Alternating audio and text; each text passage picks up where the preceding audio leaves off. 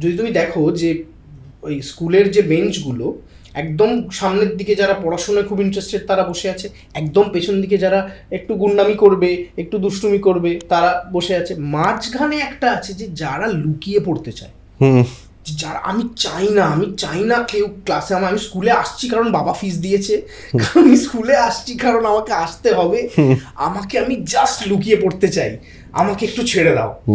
এই যে বেঞ্চগুলো, ওই বেঞ্চে আমি একদম কোণার দিকে বসতাম, যে পৃথিবী আমাকে ছুঁতেই না।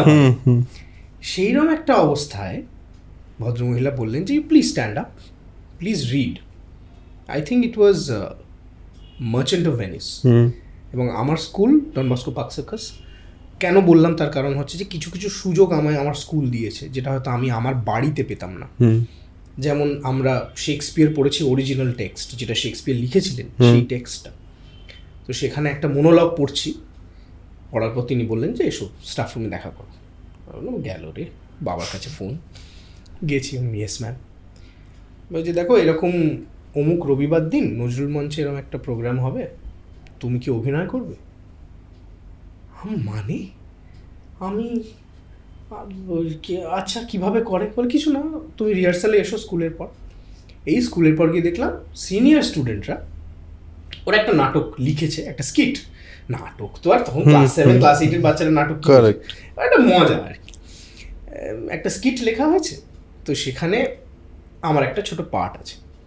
বলছে এই যে তোমার লাইন্স, তুমি একটু পড়ে নাও 15 মিনিট, তারপরে দেখি এসে একটা অডিশন দাও।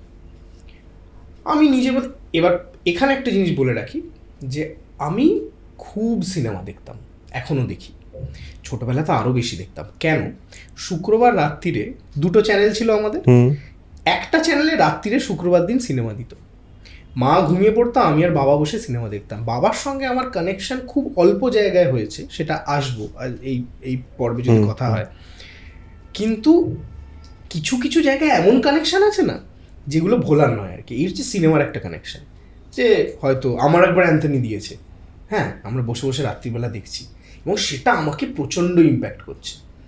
যেমন অমিতাভ বচ্চন বলছে যে ऐसा आदमी লাইফ মে 2 টাইম ভাগতা है, অলিম্পিক কা রেস হয় পুলিশ কা কেস।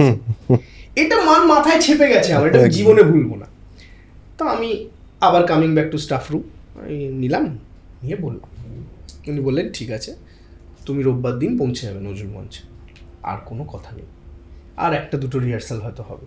বাড়িতে এসে বলেছি, বাবা এমনিতে খুব স্ট্রিক্ট, বলে রবিবার দিন তোমার না ওই দিন অঙ্ক ক্লাস, তোমার এই ক্লাস আছে, তুমি কি করে যাবে, এরকম করলে হবে। মা বললো আচ্ছা যাও না, কিছুই তো করে না ও স্কুলে, কিছু একটা করুক, অন্তত মুখ চোরা ব্যাপারটা কাটবে। গেছি।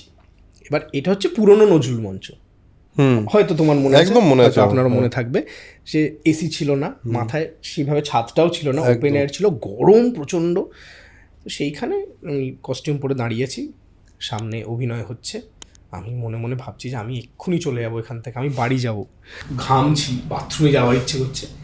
এমন সময় দেখলাম কিউটা হলো, পেছন থেকে ঠেলা মারলো, চাপ, এই ঢুকলাম, ঢুকে না কি একটা হলো করে, পুরো ব্যাপারটা করে বেরিয়ে এসে পরে আমি রিয়েলাইজ করলাম বাড়ি যখন ফিরছি যে বিরাট মজা পেয়েছি, বিরাট আনন্দ পেয়েছি।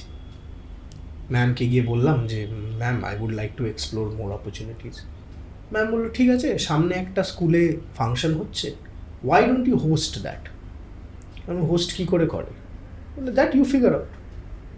এই ইন্ডিপেন্ডেন্সটা আমি পেয়েছিলাম, বাবা 7-এ পড়ি তখন। এবার একটা রকম সিনিয়রদের একটা প্রোগ্রাম হলো, একটা করে যাচ্ছি, হ্যাঁ, প্রথম ওপেনিং সেগমেন্ট একটা বললাম, পছন্দ হলো, লিখেছিলাম এরকম, আবার এলাম, আবার এরম করতে করতে ওইটাও ভালো লাগলো, তারপর আবার পরের বছর আরেকটা জিনিস, আবার সামনে এরম করতে করতে না, বাই দ্য টাইম ক্লাস 12-এ এলাম, আমার as an anchor, as an elocutionist, as an actor স্কুলে একটা নাম হয়ে গেছিলো আমার ব্যাচে। আচ্ছা, সো মাচ সো যে আমার সবচেয়ে স্ট্রিক্ট যারা টিচার, মানে আমার কেমিস্ট্রি টিচার, তিনি প্রচণ্ড কড়া ছিলেন। তিনিও বলেছিলেন যে আমি গেছি, আইএসসির পড়াচ্ছেন, ক্লাস 11-এর শেষ, এরপরে 12 শুরু হবে, সামনে বোর্ডস, আমাদের ওদিকে ফেস্ট করতে যাওয়ার উত্তেজনা।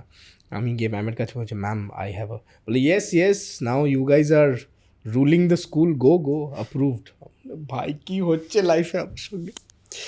তো আমি ক্লাস 12-এ উঠতে উঠতে আমি কনভিন্সড যে আমায় এটাই করতে হবে।